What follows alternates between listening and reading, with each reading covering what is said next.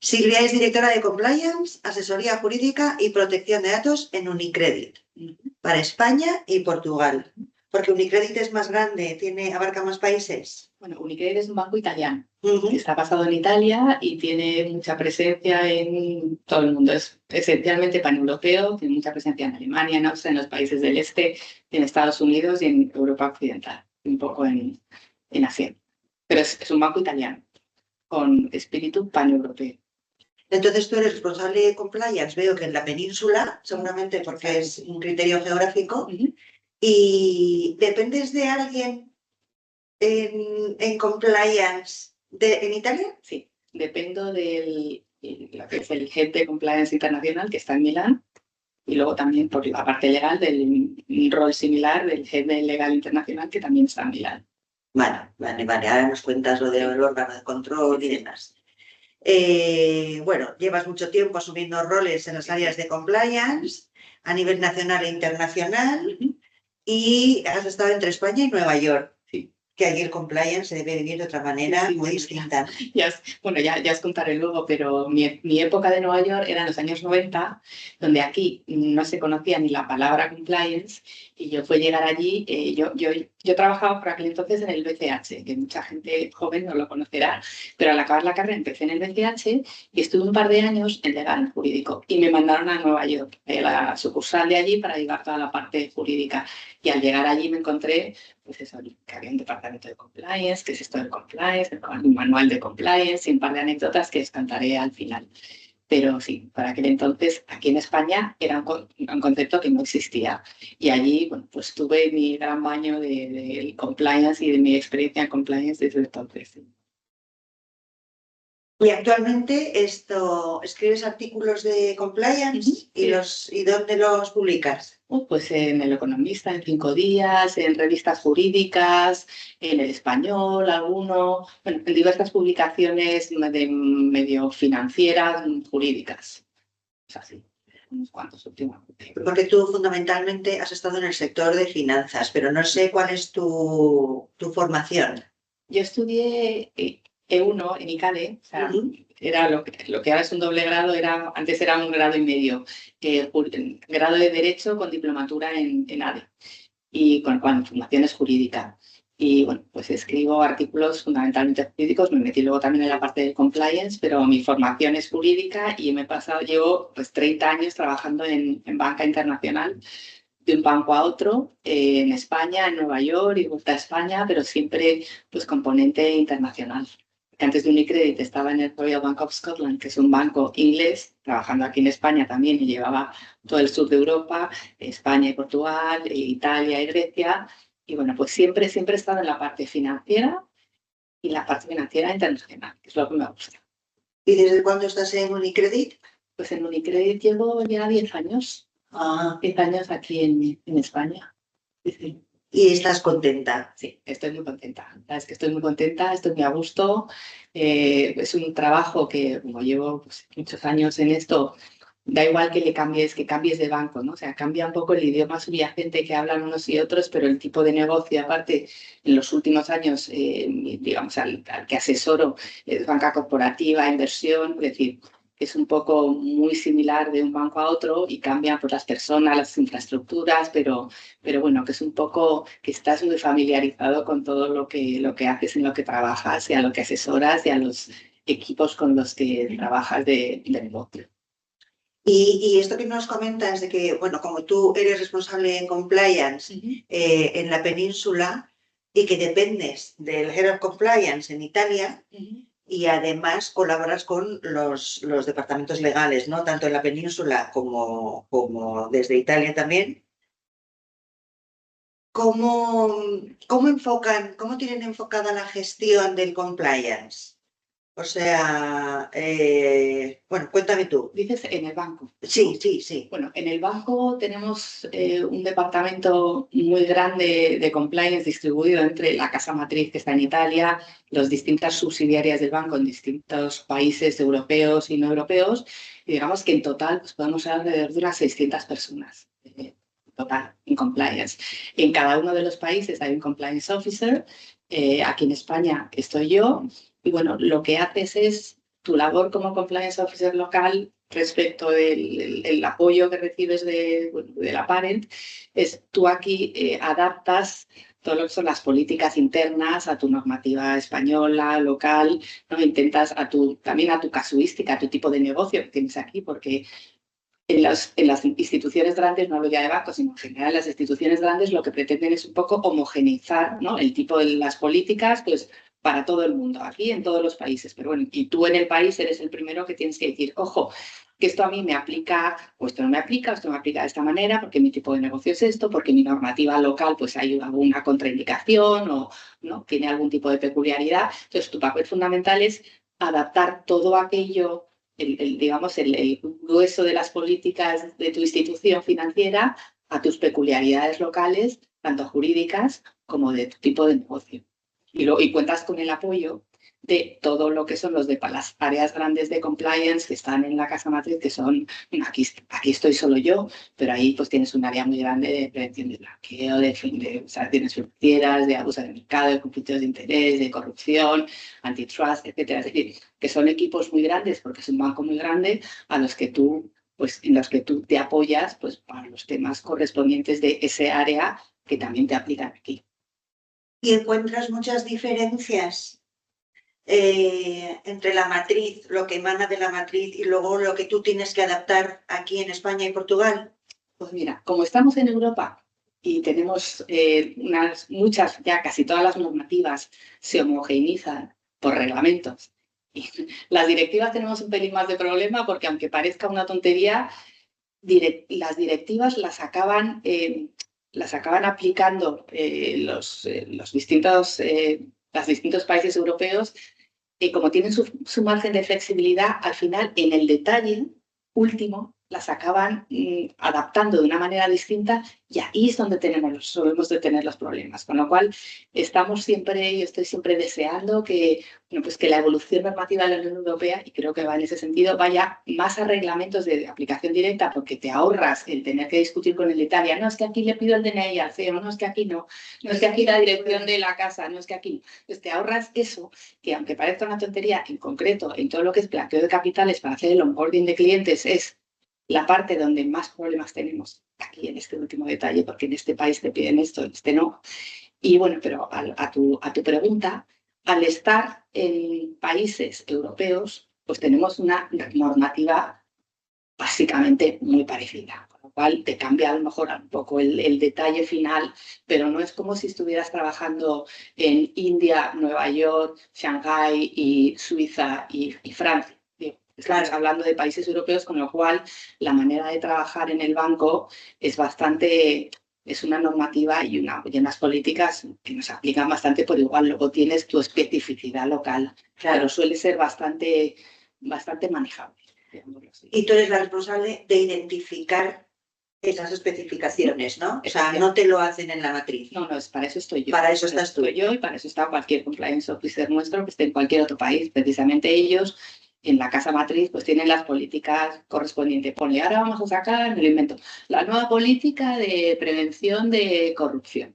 Bien, entonces tú te la miras para asegurarte que no hay nada en tu normativa local aquí en España que contravenga esa política o que, no, mire, pues me lo invento. Tienes que guardar aquí estos documentos, 5 años. Pues mira, no, es que aquí en España, esto es igual, no es igual en todas partes, pero bueno, lo pongo como ejemplo, no, en España es que necesito guardarlo 10. Entonces en la política, mira, es que no me va a aplicar así, porque yo aunque pongas que me lo tengo que guardar 5 años, yo en España los voy a guardar 10. Es decir, tú eres el que tienes que considerar las políticas correspondientes de tu propia institución financiera globales y ver cómo las aplicas en España. O, por ejemplo, no sé, mira, Silvia, tienes que implementar esta política, me lo invento, de banca privada. Digo, pues mira, va a ser que no, porque como aquí no hacemos banca privada, pues esta no la vamos a aplicar porque tenemos ese tipo de cosas, ¿no? Claro. Pues todo ese tipo, hay un montón de cosas que te libras, que te hace mucha ilusión porque hay tantísimas políticas. Mira, esta no la aplico porque no tengo este tipo de negocio. No, mira, esto no lo hacemos así, no lo hacemos aquí en España, en cual estas políticas no son aplicables, que me encanta cuando una política es no aplicable. Entonces, por eso, claro, tú como compliance officer local eres el que mejor conoce el negocio que hacemos aquí y el que mejor conoce la normativa que tenemos en nuestro país, que es España. Y luego desde la parte de Italia, ¿os auditan o cómo controlan? Mucho, mucho. Sí. Yo siempre, bueno, no es que me rías, pero siempre en el banco digo, mira, soy la persona más auditada del país, del banco. Digo, porque mi área, que es compliance, es un área que auditan, mira, el departamento de auditoría de Italia del banco, cada año se hace su planning, ¿no? De este año, pues vamos a auditar estas áreas. Entonces, en su plan anual siempre hay varias áreas de compliance. Pues, por ejemplo, no sé, me lo invento. Este año, dentro del plan de auditoría, vamos a auditar blanqueo de capitales, conflictos de interés y anti-bribery. Bien, entonces, todo eso que son temas globales, claro, a ti te auditan a tu parte, de España. Y todos los años tienes las auditorías internas que hace el departamento de auditoría, que siempre de todas las áreas te cae a ti, tú tienes que evidenciar, y aparte es que lo de preparar una auditoría y justificar y dar evidencias es su trabajo en sí. La gente que lo sufra me entenderá. Otras veces te auditan directamente. Este año toca auditar el Departamento de Compliance de España. Eso me ha tocado alguna vez.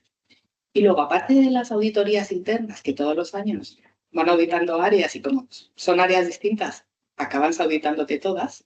Y luego tengo las auditorías externas obligatorias por normativa española. Por ejemplo, el Banco de España exige que todos los años se haga una auditoría externa del blanqueo de capitales, todas las instituciones financieras. Pues ahí, aparte de que me auditen internamente, tienes esto. Luego, protección de datos. Antes era obligatorio hacer una auditoría externa cada 2 años. Luego ya no es obligatoria, pero yo la sigo manteniendo porque como es un tema tan complejo, ¿sabes? Sí. Y yo no soy originariamente experta en protección de datos, sino que me he ido añadiendo cosas. Quiero asegurarme que lo tengo todo bien y lo tengo todo controlado. Entonces, he seguido manteniendo la auditoría de protección de datos cada 2 años, con lo cual, pues ahí también te aseguras que lo tienes todo y que cumples. Y luego, y todo lo que es el modelo de prevención de riesgos penales, también le doy una vuelta con externos cada 3 años, un poquito más, 3 años, para asegurarme que nuestro modelo de prevención de riesgos penales está bien, que todas las modificaciones que ha habido las he metido convenientemente. Con lo cual, a tu pregunta, me auditan de arriba a abajo, de derecha a izquierda, de frente y de revés, tanto interno como externo. Y es bueno porque eso quiere decir que cuando hay algo que mejorar, que siempre se puede mejorar algo, lo mejoras. Y ya cuando crees que no hay nada que mejorar, mira, pues esto te sugiero que es para hacerlo se hace bien, pero si lo haces así, pues mucho mejor. Y bueno, pues te vas asegurando, yo creo que es la manera más objetiva de confirmar que tu trabajo lo estás haciendo razonablemente bien. Porque es que con las auditorías, yo en el banco siempre pienso en otras áreas de negocio, no sé, a los que llevan financiero, contabilidad, digo, a vosotros no, digo, no os auditan, no suelen auditar mucho, digo, pero es que yo estoy permanentemente auditada, con lo cual tengo certificaciones cada poco tiempo, básicamente estás haciendo tu trabajo constantemente. ¿Y estáis gestionando el compliance conforme a algún estándar internacional, alguna norma ISO? Bueno, los estándares de la EBA, la European Banking Association, que te exige pues, los estándares relativos a las entidades financieras, eso los tenemos que cumplir. Con lo cual, las normas ISO, digamos que no, para nosotros no son fundamentales porque ya cumplimos con otra normativa que incluye la normativa ISO. Claro. Vale. Y, por ejemplo, en gestión de denuncias tampoco. En gestión de denuncias, no. A ver, nosotros, todo el tema de gestión de denuncias, yo llevo en este banco 10 años. Y Unicredit, como ya he comentado, es un banco italiano. Italia tiene la normativa del canal de denuncias desde el 2012, es decir, desde hace muchísimo tiempo. Yo cuando entré en el banco ya me encontré el canal de denuncias con todas sus especificidades. Y bueno, luego en España esto ha surgido más tarde, tenemos la ley del 2023, que se ha puesto aquí a todo el mundo, se han puesto las pilas para ver esto, cómo lo hacen, cómo se adaptan. Pero yo es que ya me lo encontré hecho. Nosotros Italia ha sido uno de los primeros países en Europa de poner en relevancia la figura del whistleblower, ¿no? Con lo cual, nuestros estándares cumplían la normativa italiana, la directiva europea, y bueno, es algo en lo que tenemos ya mucho trabajo hecho y Y la verdad es que mucho camino recorrido antes de que entrar en otros países, que también nos pasa, por cierto, con la responsabilidad penal de las empresas, que aquí en España, bueno, es que tenemos responsabilidad penal de las empresas desde el 2010, hay que hacer los programas de compliance. En Italia lo tenían pues casi prácticamente 10 años antes. Por alguna razón, y me llama mucho la atención, en Italia han sido siempre muy pioneros en todo tipo de normativa, pues eso, responsabilidad penal, whistleblowing, canales de denuncias, etcétera, que luego nosotros hemos ido implementando en Europa más tarde. Con lo cual, todo esto pues lo teníamos ya avanzado, ¿no? Cuando han ido entrando en vigor todo este tipo de normas en España, yo sonreía y decía, bueno, yo las miraba, digo, pues que creo que no me falta nada, yo creo que ya lo tenemos todo, que no, a ver, algún detallito que hay que comunicar aquí a alguien, a algún regulador, bien, vale, pero que ya que lo tenemos todo. Ya lo teníais todo implementado, sí. ¿Y se utiliza el canal? ¿Y qué tipos de denuncias A ver, puede haber? Esto es muy interesante, porque claro, como las denuncias son anónimas, y las denuncias van por el canal de denuncias al receptor del canal de denuncias, que está en Italia. A no ser que sea por algo relacionado con España, que me comuniquen a mí, oye Silvia, ha habido algo, vamos a involucrarnos, ¿no? Vamos a iniciar pues, todo lo que es el procedimiento de estudio, etcétera. Pero yo la tipología de lo que pueda llegar a Italia de todas partes del banco es que la desconozco, porque como es confidencial, la verdad es que no tengo. Pero no sacan ni siquiera, o sea, no reportan datos de, pues se han recibido tantas denuncias y de esta. Sí, supongo que sí, en el reporte anual del banco está. Pero la verdad, si te digo la verdad, nunca me he parado ahí a ver, pero mira, eso es algo que tengo que mirar. Lo mismo no lo hacen. Sí, no, supongo que algún tipo de estadística probablemente harán, pero la verdad es que no me he parado a buscar dónde está para verla. Pero como está todo centralizado allí y bueno, pues puede llegar a cualquier punto del banco, pero bueno, lo gestionamos así. Muy bien, la siguiente pregunta, que no, es que no quiero que se me olvide ninguna. Sí, claro, los principales riesgos. Los principales riesgos, pues mira, yo diría, antes de riesgo, para mí un gran reto relacionado con los riesgos es, y esto me entenderá todo el mundo que está en el sector financiero, la excesiva regulación que venimos sufriendo. Claro, lo diré de una manera muy, muy patalayana, de un tiempo a esta parte, porque esto, como dicen los matemáticos, va en progresión geométrica. Todo esto, bueno, ya viene de lejos, con la crisis financiera del 2008, ahí, ¿no? Los reguladores dijeron, oye, aquí hay que empezar a regular más, pues para, no sé, para el control interno, para reforzar el control interno de las empresas, pero luego se ha venido cada vez aumentando la regulación en temas pues, tradicionales como blanqueo, consumo, pero bueno, cada vez más en temas de ESG, digitalización, todo el tema pues, de criptomonedas, servicios de criptoactivos, etcétera. Digamos que eso para mí es uno de los principales retos que ocasiona los principales riesgos que tenemos, ¿no? en los sectores financieros.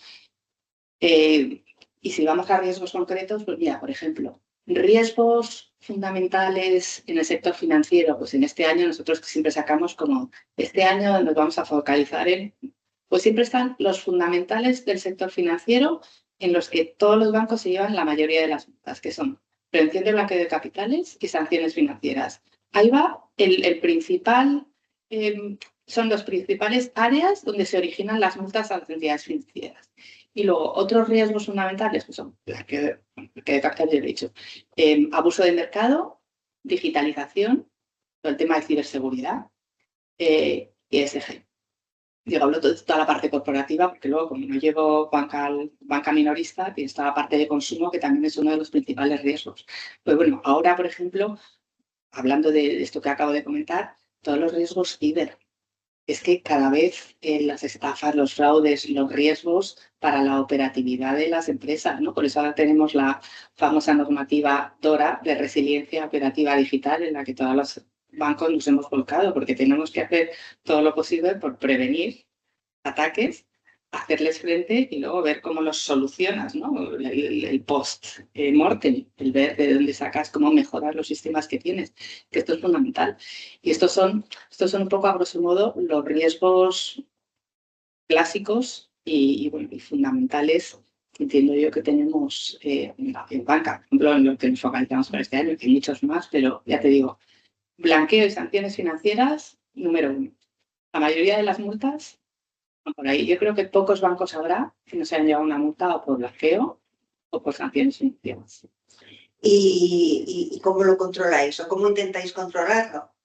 Bueno, pues esto, bueno, tienes primero, a mí yo creo que lo fundamental, aparte de tener tu sistema de políticas internas y de controles de segundo nivel, de risk assessment, para mí lo fundamental es la concienciación de los empleados.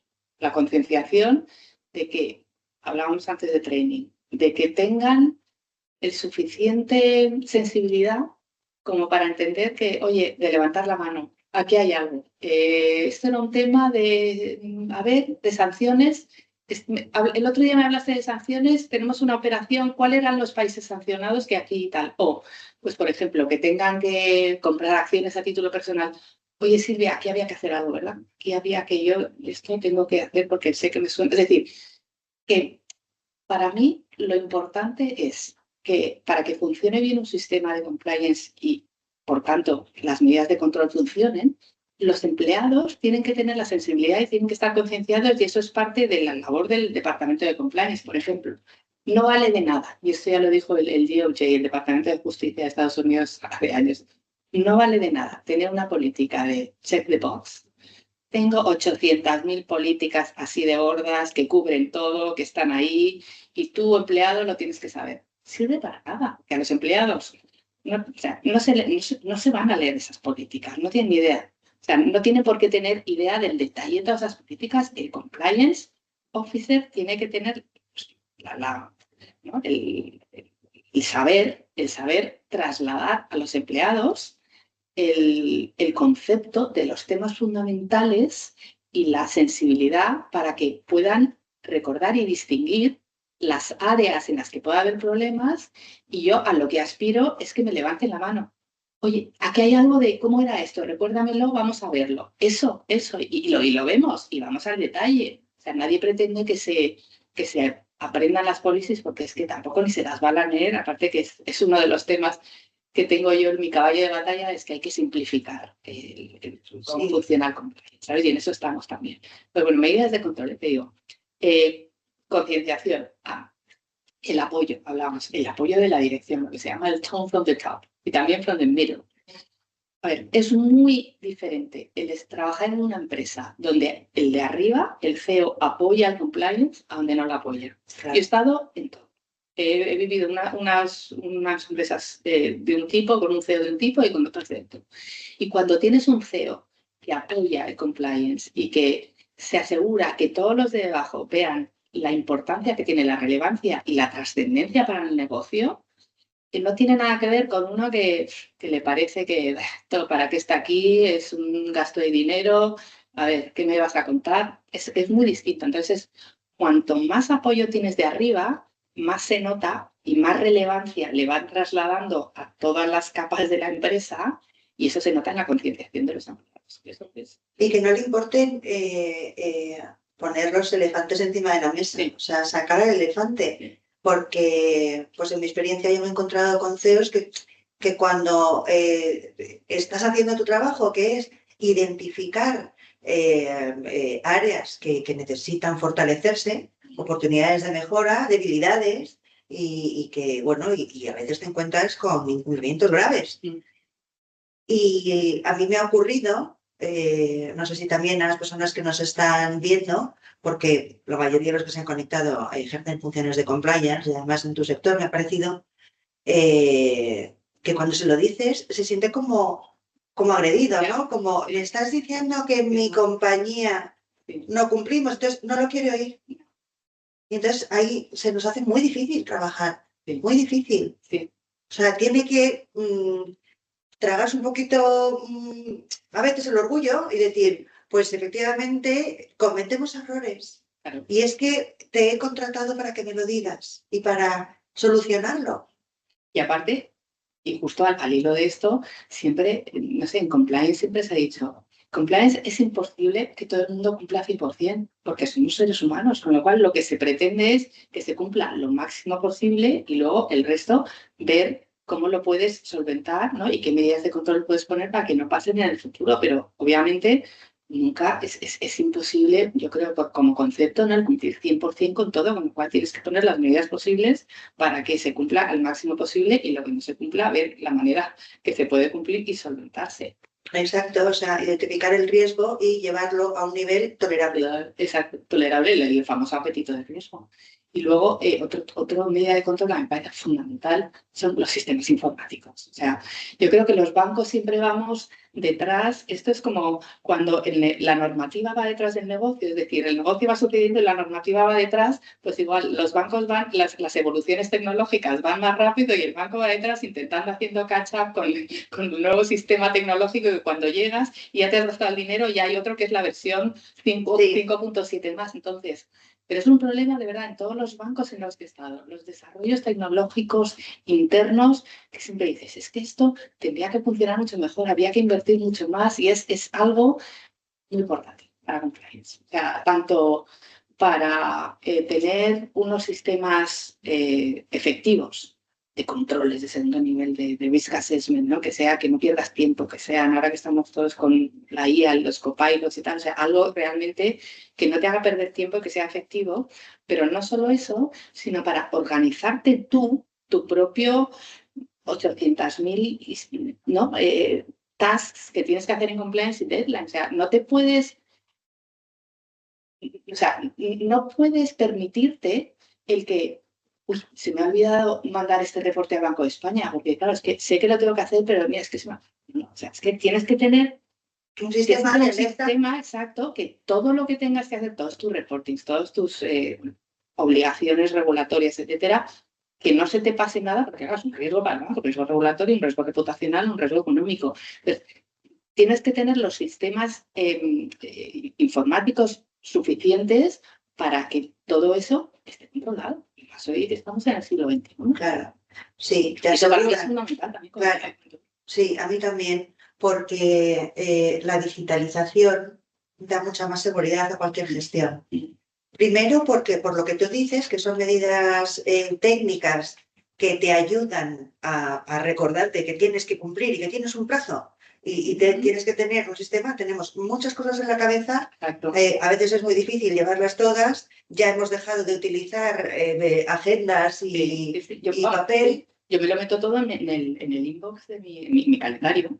Claro. Pero hace tiempo, por ejemplo, yo como todo el mundo, ¿no? Tienes como las 1000 cosas de los reportings correspondientes a tu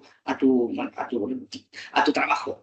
Pues, entre otras, por mi parte de legal, pues tengo que registrar las cuentas de la casa matriz en el registro mercantil todos los años y tienes, en teoría, 30 días desde que se aprueban, en este caso en Milán, para que te las manden y registrarlas aquí. Bueno, pues el otro día, hace tiempo, y en las cuentas, digo, ostras, las cuentas que no las he pedido, digo, pero es que, claro, no se puede ir así por vida, no puedes... Yo porque, bueno, soy muy organizada, pero alguna vez digo, oye, y si no me acuerdo de que, uy, tengo que pedir las cuentas, es decir, todo lo que sea informatizar las obligaciones regulatorias me parece fundamental. Sí, es fundamental. Yo, por ejemplo, como medida de control, en una empresa en la que estuve 13 años, desarrollamos dos herramientas tecnológicas. Y era una, a mí me llegaba como responsable de compliance cada vez que un empleado se incorporaba a la empresa. Es decir, cada vez que se le daba de alta en el sistema de gestión de personas, a mí ya me saltaba. Y entonces, a mí me saltaba y yo ya estaba pendiente de que el responsable de esa persona fuera cargando todos los documentos relacionados con esa persona. Cuando se daba de alta un proyecto en Navision, a mí me saltaba. Y entonces yo podía ponerme en contacto con el responsable de ese proyecto para que fuera cargando toda la documentación que a mí me evidenciaba que, pues por ejemplo, se había hecho la apertura del centro de trabajo, se había solicitado la licencia de actividad, se había contratado el seguro. Entonces, bueno, pues teníamos un programa de cumplimiento, dependiendo de si es gestión de un proyecto o gestión de personas, y una serie de cosas que tenían que ir ocurriendo y que debíamos tener una evidencia. Entonces, efectivamente, a mí me parece esencial la digitalización. Es que una buena tecnología es fundamental como medida de control. Claro, tú, por ejemplo, simplemente, o sea, en la identificación de riesgos, ¿utilizáis alguna herramienta, por ejemplo? Sí, bueno, utilizamos herramientas, todas las corporativas que tienen en Italia, y nosotros aquí, digo, a mí me lo dan un poco hecho. Pero yo me peleo siempre porque las herramientas cada una son de su padre y de su madre. Ya, deberían estar integradas. Yo, mi gran sueño, pide como las misas de los que pide la paz mundial. Pues mira, yo pediría una herramienta que incluya absolutamente todas las áreas y no las tenga desperdigadas. Está para related parties, está para market abuse, está para chequear que no tiene hits de sanctions, está para que no tenga negative. O sea, por Dios, y cada cual más complicada. A mí, lo ideal sería tener todas las herramientas de compliance en una misma. Ya, es que mucho las cosas, claro, yo sé que es complicado. El problema del desarrollo interno es que se van desarrollando partes, ¿no? Se van desarrollando áreas y al final no se puede integrar la una con la otra. O sea, en vez de trabajar en una herramienta y hacerla cada vez más grande y más potente, se desarrollan distintas. Claro, entonces, ¿dónde tienes las alertas? ¿Dónde tienes...? Y eso... funciona, ¿no? Y te pasan el manual del training de cómo funciona esta. Yo cuando hay una nueva training digo, por favor, una nueva no. Y a ver esta cómo funciona y tal. Y si no, pues míralo en el manual. Digo, es que ya no estoy para eso. Sí. Y a veces muy complejas que tienen funcionalidades de más. Sí. Y sin embargo no tienen otras que a ti te harían el trabajo más fácil. Sí. A veces se comete el error quizá de no ponerlo en común antes, ¿no?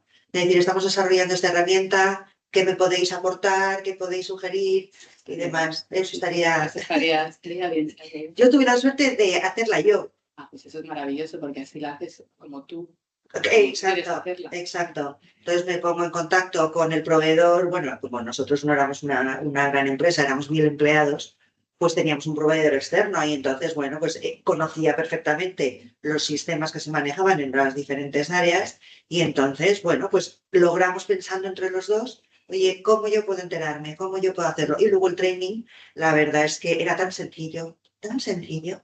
Eso es maravilloso. Porque eso es importantísimo. He desarrollado también ahora una herramienta de análisis de riesgos, pero no para un banco, o sea, para una empresa sencilla, para una empresa que tenga una gestión, una actividad, pues muy controlable por una persona que, bueno, porque con sentido común, es que es sentido común. Sí. Y es una herramienta, hay algunas cajas que las tengo rellenas con los requisitos legales aplicables, pues por ejemplo, el compliance penal. El compliance penal con los delitos, la lista de delitos que se pueden cometer en tu empresa y las medidas preventivas que tienes que tener. Vale, pues eso al cliente se lo di así. Pero luego también, esa herramienta también la proporciono sin nada. Para que sea el propio compliance. El que rellene las áreas de riesgo y los delitos posibles. Y el que rellene, claro. Riesgo, de menos riesgo, sí. El riesgo que identifica y la medida que hay que implantar. Entonces la puede alimentar de manera que no se le va a quedar coja. Ahora es muy sencilla, pero es que es, o sea, clean, le vas dando, luego te sale el plan de acción según la gravedad del riesgo y claro, y ahí te sale un plan de acción con unas fechas, tal, porque yo cuando he trabajado en compliance trabajaba con Excel. Es que odio Excel. Yo trabajaba con Excel, ya porque, bueno, pues no me dio tiempo ya a diseñar esta herramienta, ¿no? Pero sí es verdad que es importantísimo, igual que un canal de denuncias digitalizado. O sea, por ejemplo, la Autoridad Independiente de Protección del Informante no tiene una plataforma todavía. Ya lo sé. Lo tengo ahí como estoy esperando, porque como hay que comunicar quién es el responsable, estoy todo el día, creo que la Comunidad de Madrid sí lo tiene, pero la gubernamental no. Y estoy todos los días con unos, pues eso, pues llamándonos, oye, esto ya está, porque no quiero que se me pase el plazo. Porque en cuanto esté, no sé, lo han modificado 70 veces, no sé si ahora son 30 días, 60 días o 10 días, o lo han ido cambiando, pero estoy ahí justo pendiente de, bueno, en cuanto esté hay que notificar al responsable, ¿no? Pero sí, justo. Claro, claro. Y dices, bueno, pues eso es un correo. Pero vamos a ver, lo que nosotros esperamos es una plataforma. Sí, algo un poco más, ¿no?, oficial. Es una plataforma donde tú das de alta. Mira, yo tengo un cliente que ha cambiado de responsable de sistema interno 4 veces. Porque es una empresa que tiene mucha rotación, es una startup, y entonces, bueno, pues se le va, tiene una estructura muy pequeñita de directivos, y entonces tienes pues 2 donde elegir, ¿no? Y si te va cambiando la directiva de la empresa, pues al responsable le tienes que comunicar un montón de veces. Si tenemos una plataforma donde simplemente es cambiar los datos, lo haces en un momento. Y luego la gestión de las denuncias, claro, o sea, te garantiza trazabilidad, te garantiza plazos, te garantiza un repositorio de información confidencial que no están en un correo que envías. Que es fundamental, sí. Claro, entonces, efectivamente, las herramientas digitales son fundamentales para el compliance. Eliminan o minimizan muchísimo los riesgos. Si quieres, vamos a las anécdotas directamente. Pues sí, porque es que no, porque todo esto tiene... Bueno, pues nada, Plan Estatal de Lucha contra la Corrupción. ¿Le habéis echado un vistazo? A ver, el Plan Estatal de Lucha contra la Corrupción, a ver, como te comentaba antes, le echa un vistazo, tiene 15 medidas, está bastante focalizado en todo lo que es el sector público, que le pone mucho énfasis. ¿Sabes? Nosotros, como ya te comentaba, desde el 2012 en Italia tenemos nuestro canal de denuncias y tenemos, bueno, la famosa directiva del 2023 que todavía están, creo, peleándose el Parlamento y el Consejo para tirarla para adelante, pero bueno, tenemos bastante normativa europea al respecto. Digamos que lo que es el plan, yo le eché un vistazo y, a ver, añadirnos a lo que es nuestro día a día, no hay nada más que podamos hacer que no estemos haciendo. O sea, aquí le ponía bastante foco en la contratación del sector público y con el sector público, sí. Lo cual que me parece fenomenal, porque todo esto siempre, bueno, pues se origina, digamos, que se empieza a aplicar compliance y todas las áreas de compliance, incluida corrupción, en el sector privado, y luego, bueno, pues el sector público poquito a poco empieza a entrar en ello. Entonces, que el plan de prevención del 2025 del gobierno ponga el foco en el sector público, le ponga interés en el sector público y le ponga relevancia, ¿no?, para que se vayan poniendo un poquito las pilas, digámoslo así, me parece, bueno, pues eso siempre me parece bien. Y en lo que nos afecta a nosotros, bueno, pues el hecho de contratar, si contratáramos con el sector público, tendríamos que tenerlo en cuenta. Pero a grosso modo, digamos que de lo que se habla en el plan de prevención del gobierno, no hay nada específico que nos estemos perdiendo ahora. Pero ¿qué hacemos ya? Vale. Bueno, pues pasemos a las anécdotas. Que todo lo que sea por fomentar una cultura de rechazo a la corrupción, venga por donde venga, la verdad es que es fundamental. Anécdotas. Pues a ver, anécdotas, pues mira, hablando de Nueva York. Cuando llegué ahí a Nueva York y vi el departamento de compliance, y esto que es, bueno, me explicaron, pues como ya os he contado, que las multas caen muchas veces por blanqueo, por sanciones, y en los bancos se actúa a golpe de multa. Es decir, te ponen una multa, entonces tienes que mejorar esto y mejorar aquello. Entonces, cuando llegué a Nueva York y nos fusionamos un poco con el Santander y ya pasé al Santander, pues al Santander le habían puesto una multa en no sé qué país en blanqueo de capitales. Total, que a raíz de eso contrataron a una persona que se llama Susan, me acuerdo, para que llevara blanqueo de capitales. Y yo me acuerdo que nos quedamos todos diciendo, pero esta señora va a dedicar a hacer solo blanqueo de capitales. Y yo me acuerdo que decíamos, pero ¿qué va a hacer todo el día? ¿Esta señora qué va a hacer todo el día? Y es que ahora Minta Hardy está pensando, ¿qué va a hacer esta señora todo el día? Blanqueo de capitales. Ahora los departamentos gigantescos, que es el principal riesgo de las entidades financieras, digo, como anécdota, que siempre me acuerdo de mi pregunta de, ¿pero qué va a hacer esta señora todo el día? Pues nos hará un training el lunes y al mes siguiente, pues a ver qué hace, ¿no? Entonces, eso siempre me acuerdo y es un poco una anécdota de cómo ha evolucionado tanto, ¿no?, todo esto. Luego, otra anécdota que también siempre me acuerdo, me hace mucha gracia, hablando de la ingente normativa, que cada vez tenemos más normativa, claro, ¿qué pasa? Que tenemos que estar siempre al día y estudiando una normativa, los newsletters, en fin. Yo muchas veces, como no me da tiempo entre semana, pues me pongo en casa el fin de semana, me imprimo las cosas, me desparramo ahí las hojas y me pongo ahí. Y una vez que estaba yo así, mi hijo pequeño, que le espanta lo de estudiar, me viene, me mira y me dice, mamá, yo no sabía que a tu edad había que seguir estudiando. Y le digo, vamos, a mi edad, digo, es que toda la vida que se quedó espeluznado pensando que a su edad todavía hay que seguir estudiando. Le pareció, pero no, impensable. Impensable. Pero bueno, esa es otra anécdota que tengo del mundo de compliance. Sí. Eso yo también es muy significativo de una Sí. Yo en casa, esa conversación la he tenido a lo mejor hasta la pasada, porque además que tengo un hijo que está terminando Derecho. Sí. Y digo, esto es una profesión en la que no puedes dejar de estudiar. Ya lo sabes. Estás constantemente actualizando. Constantemente, o sea, y más aquí que hay una hiperregulación en todos los sectores. Sí. Porque en gestión de personas es una locura. Sí, cada vez más. O sea, estos últimos años es que cada vez hay una cosa nueva que también los empresarios llevan las manos a la cabeza, porque es que están desesperados, todos están desesperados. Y a raíz de eso, y como última anécdota, nosotros muchas veces los trainings de cualquier tipo de área, claro, nos los imponen en la casa matriz, entonces te mandan, tienes que dar este training. Un training que es pues, los PowerPoints, y lo primero que mires esto cuánto tiene, de slides, tiene 40. Claro. No se dan cuenta que tú tienes que hacer ese training a personas de negocio, primero, que no les puedes estar contando el detalle de la norma, ni tal, ni cual, ni el ABC, ni la historia de los romanos, y dos, que tienen muy poco tiempo, que tienes que ser clara y to the point. Entonces, yo cuando me mandan un training de esos, hago una especie de, lo paso por la trituradora y hago una especie de resumen ejecutivo, porque es que me dan literalmente 5, 7 minutos. Silvia, háblanos de esto en la típica reunión que tiene de negocio. ¿Sabes? Entras tú, nos hablas de esto y seguimos con lo nuestro. Entonces yo digo, es que si supieran que esto tiene 45 o tal y ya...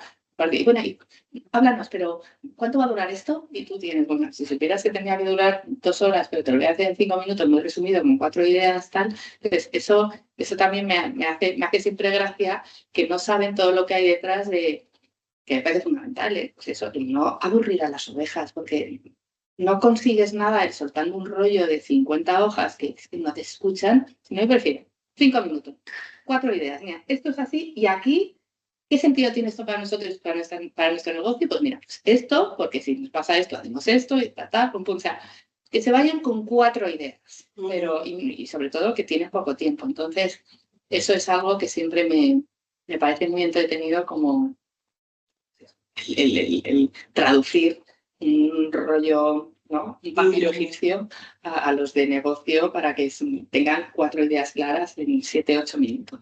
Claro. Me parece que es el propósito, ¿no?, del compliance para la concienciación que hablamos. Sí, sin duda. Sí. Es convencerles. Bueno, pues nada, llegamos al final.